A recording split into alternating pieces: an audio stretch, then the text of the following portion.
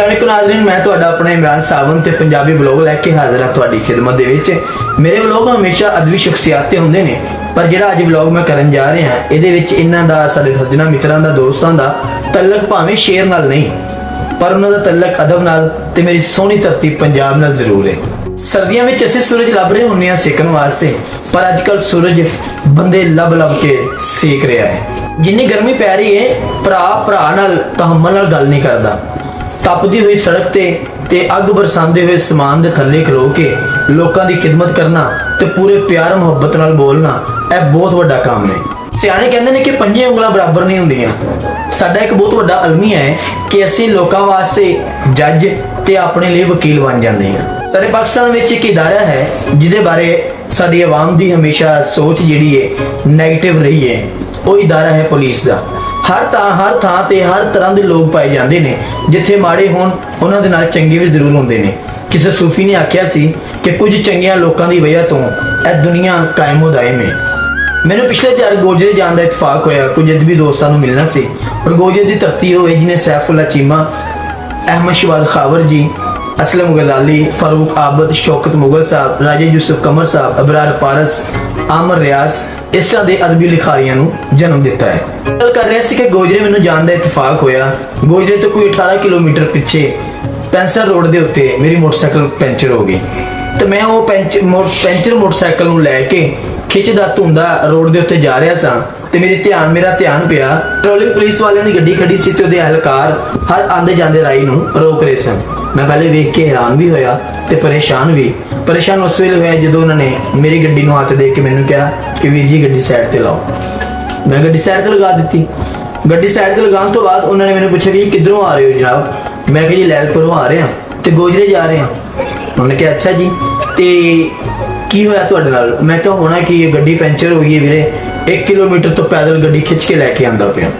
उन्होंने इंचार्ज ने अपने कांस्टेबल नूं आवाज़ दी ते मेरे वास्ते एक पानी का भरया हुआ गिलास लैके आया, तो दूसरे कांस्टेबल ने मोटरसाइकिल फड़ी ते नाल ही कुछ कदमां दे उत्ते एक पैंचर वाली दुकान सी, उत्थे लै गया, उत्थों जाके पैंचर लगवाया। तो मैनूं कहन लगे कि सर तुसीं बैठो, साह लवो ते असीं आने हैं। तो मैं पुलिस वालियां दा यह वतीरा वेख के बड़ा हैरान हो रहा सी कि पुलिस वालियां विच भी इंदे लोग है नहीं। बड़ी गल है बई।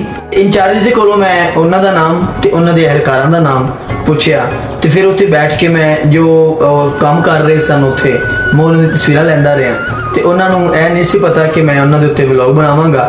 देखो असीं पुलिस वालियां दा जदों भी किते कोई पुलिस वालियां दी नैगेटिव एक्टिविटी देखदे हां ते उहदे उत्ते शो करदे हां, पर जदों कोई पॉजिटिव एक्टिविटी देखदे हां उहदे उत्ते कदी कोई गल नहीं करदा।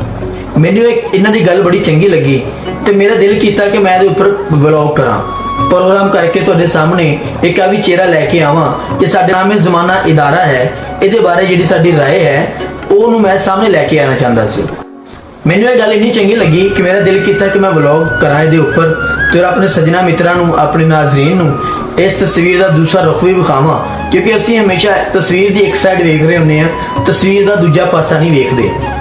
मैं पेट्रोलिंग पोस्ट 279 मतलब 279 की पूरी टीम नूं सलाम पेश करदा कि जिस तरीके नाल अपने फराइज सर अंजाम दे रहे हैं। इन्हां दे शिफ्ट इंचार्ज मोहम्मद सईद साहब ते साकिब रसूल सब इंस्पैक्टर साहब, एहलकार कासिम रजा, मोहम्मद अहमद, मुबशर शाह, कावश ते लेडी कांस्टेबल निशा खादम ते पोस्ट इंचार्ज साकिब रसूल साहब सब इंस्पैक्टर, इन्हां दी सारी जिन्नी भी टीम है सब नूं मैं एक बारी फिर सलाम पेश करदा कि अपने मेरे और दुआ भी करदा है कि अल्लाह सोहना इन्हां नूं ढेर तरक्कियां देवे।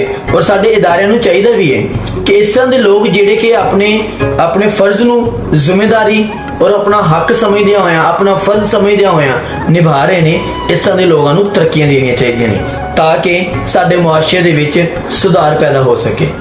उन्हें अगे दुआ करना है कि अल्लाह रब्बुल इज़्ज़त इन्हां दी पूरी टीम नूं अपने हिफ्ज़ो अमान च रखे ते इस तरह ही अपनी आवाम की खिदमत करते रहन। तो मैनूं दिओ इजाज़त, इंशाअल्लाह मिलांगे अगले प्रोग्राम दे विच किसी होर सज्जन मित्र दे उत्ते, किसी होर इदारे दे उत्ते, किसी अदबी शख्सियत दे उत्ते गलबात लैके हाज़र होवांगा। उदों तक दिओ सानूं इजाज़त। रब सुण दे हवाले, रब रखा।